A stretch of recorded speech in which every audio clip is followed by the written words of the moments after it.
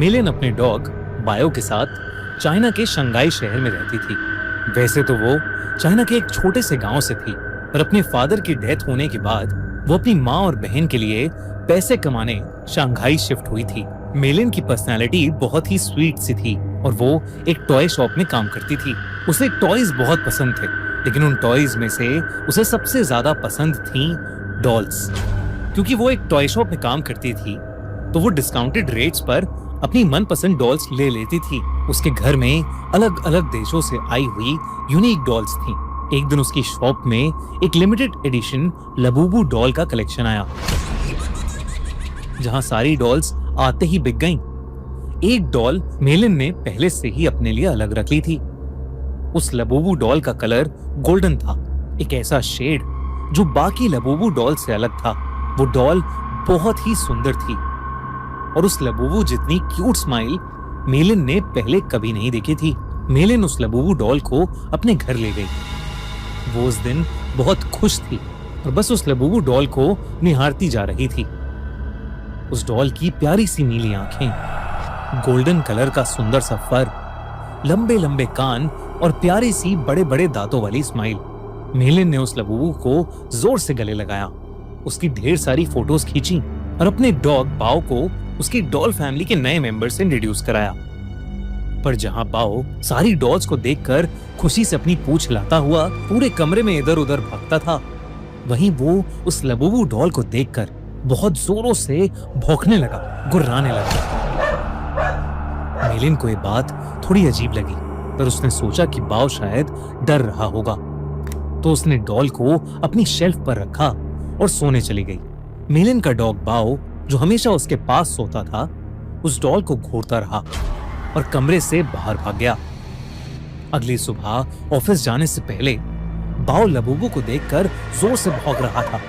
जैसे ही मेलिन घर से निकलने वाली थी, बाओ ने उसकी जीन्स पकड़ ली और उसे खींचकर उसके शेल्फ के पास ले जाने लगा। मेलिन ने बाओ को डांटा, लेकिन वो सुन ही नहीं रहा था। मेलिन ने गुस्से में बाओ को बाथरूम में बंद कर दिया और शॉप के लिए निकल गई। उस दिन उसका अपने टॉय स्टोर में सबसे खराब दिन गुजरा। हमेशा सबसे प्यार से बात करने वाली मेलिन अपने कस्टमर से लड़ पड़ी और उसे पता नहीं उस पर इतना गुस्सा आ गया कि वो उसके ऊपर चिल्ला दी।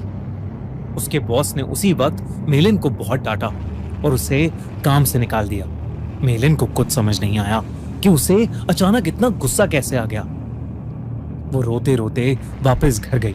उसने अपने बाथरूम का दरवाजा खोला, तभी बाओ जोर से भौंकने लगा, लेकिन रोती हुई मेलिन का चेहरा देखकर वो शांत हो गया और उसकी भी आंखों में आंसू आ गए। मेलिन उस रात जल्दी सो गई थी। सोते हुए उसे किसी की हंसी सुनाई दी, एक अजीब सी हंसी जो उसने कभी नहीं सुनी थी।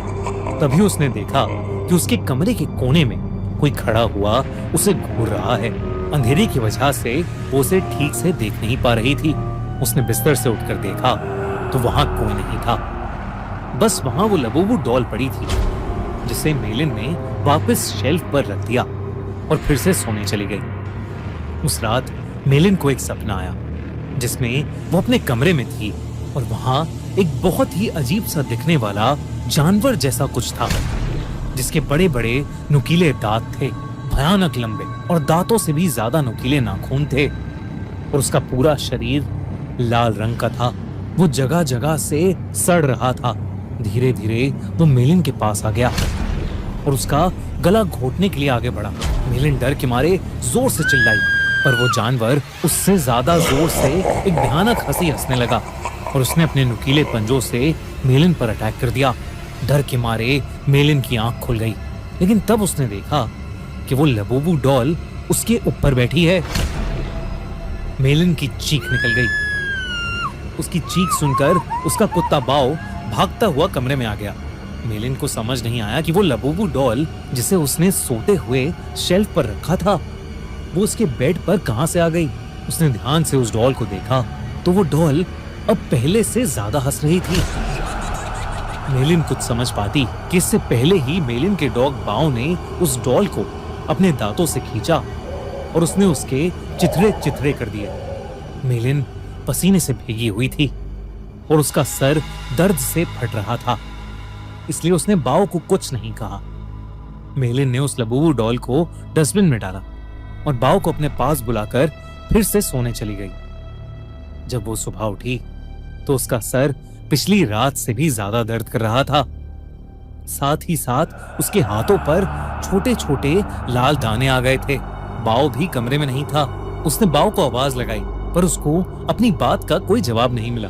मेलिन हॉल में गई लेकिन बाओ वहां भी नहीं था। वो पूरा घर ढूंढने लगी लेकिन वो कहीं नहीं मिल रहा था। आखिर में वो अपने बाथरूम में गई। बाओ बाथरूम में भी नहीं था, लेकिन जब उसने अपना चेहरा शीशे में देखा तो उसका पूरा चेहरा उन छोटे छोटे लाल दानों से भर गया था। ऐसा लग रहा था कि जैसे किसी ने उसे काटा हो। तभी बाथरूम मिरर में उसे दिखा कि उसके कंधे के पीछे कुछ भयानक सा था जो बिल्कुल उस जानवर के जैसा लग रहा था जो उसके सपने में आया था, और वो जोर जोर से हंस रहा था। पर जैसे ही मेलिन मुड़ी, वहां कोई जानवर नहीं बल्कि बाथरूम के शेल्फ के ऊपर लबूबू डॉल रखी थी। मेलिन को ये अपनी आंखों का धोखा लगा। उस लबूबू डॉल को तो उसके कुत्ते बाओ ने तहस नहस कर दिया था, तो अब वो डॉल वहां कैसे आ सकती थी? बल्कि अब उस डॉल के चेहरे की स्माइल एक प्यारी सी स्माइल से बदलकर एक बहुत भयानक हंसी में बदल चुकी थी। मेलिन अब घबरा गई थी और वो बाओ को आवाज देती हुई घर के बाहर चली गई, लेकिन वो आसपास कहीं नहीं मिल रहा था। जब वो वापस घर में घुसी तो उसके होश उड़ गए। वो लबूबू डॉल अब किचन के सिंक के पास पहुंच गई थी। उस डॉल के हाथ और दांत लाल पड़े थे। जब मेलिन ने सिंक के नीचे देखा तो उसके रोंगटे खड़े हो गए। वहां उसके डॉग बाओ की बॉडी पड़ी थी और उसमें से खून बह रहा था।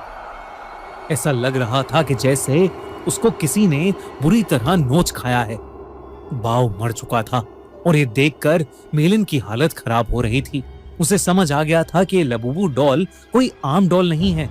उसने इंटरनेट पर लबूबू डॉल से जुड़ी इंफॉर्मेशन सर्च करनी शुरू कर दी। इंटरनेट पर उसने न्यूज पढ़ी तो कई लोगों को उनकी लबूबू डॉल्स हॉन्ट कर रही थी। पूरी दुनिया भर में लबूबू डॉल्स के हॉन्टेड होने के ऐसे कई केसेस सामने आ चुके थे। लबूबू डॉल लोगों को बाइट कर रही थी और उनके साथ बुरी बुरी चीजें घट रही थीं, जैसे उनकी जॉब चले जाना, उनका बीमार हो जाना या उनके किसी करीबी की मौत। ये सब न्यूज पढ़कर मेलिन और ज्यादा डर गई थी। उसे समझ आ गया था कि उसकी लबूबू डॉल हॉन्टेड है। उसने देरी न करते हुए डॉल में आग लगा दी और उसकी राख को एक जार में डालकर पास की नदी में बहा दिया। उस रात ये सारा किस्सा उसने अपनी छोटी बहन को फोन पर बताया। मेलिन को लगा कि शायद अब उस लबूबू डॉल से उसे छुटकारा मिल गया है।